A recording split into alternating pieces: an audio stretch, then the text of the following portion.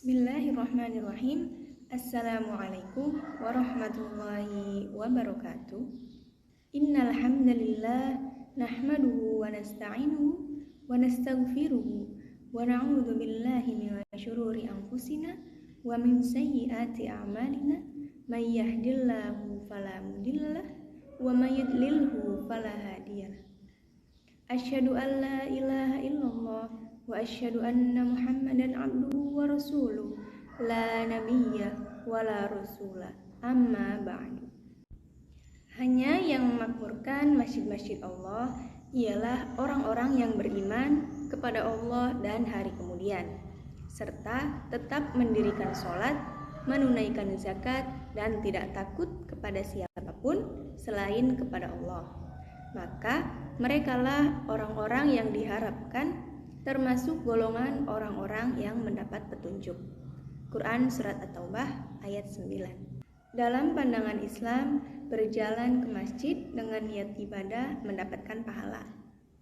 Semakin jauh seseorang berjalan, atau dengan kata lain, semakin sulit dan banyak pengorbanan yang dilakukan untuk bisa datang ke masjid, maka pahalanya lebih besar. Ada seorang sahabat yang rumahnya jauh dari masjid. Lalu, karena setiap hari untuk melaksanakan sholat berjamaah, ia harus mengejar waktu. Akhirnya, ia berniat untuk pindah ke dekat masjid Madinah. Namun apa yang terjadi?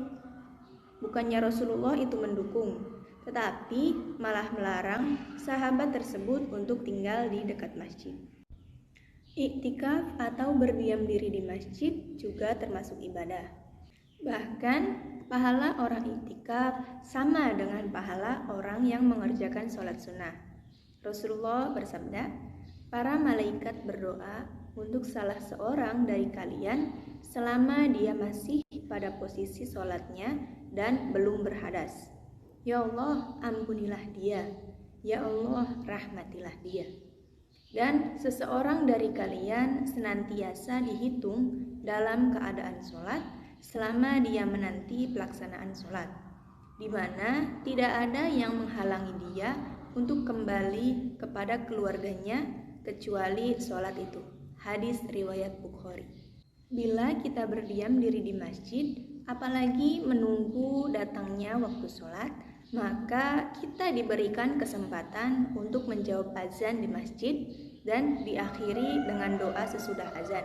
Rasulullah SAW bersabda, barang siapa berdoa setelah mendengar azan, yakni Allahumma rabba hadhihi da'wati tammah was sholatil qa'imah ati sayyidina Muhammadan il-wasilata wal fadilah wa syarafa wa darajatil aliyatar rafi'ah wa ba'atul maqamam mahmudan alladhi wa'anda innaka la tukhliful mi'ad. Ya Allah, Rob pemilik seruan yang sempurna ini dan pemilik sholat yang akan didirikan ini, berikanlah wasilah atau perantara dan keutamaan kepada Nabi Muhammad SAW.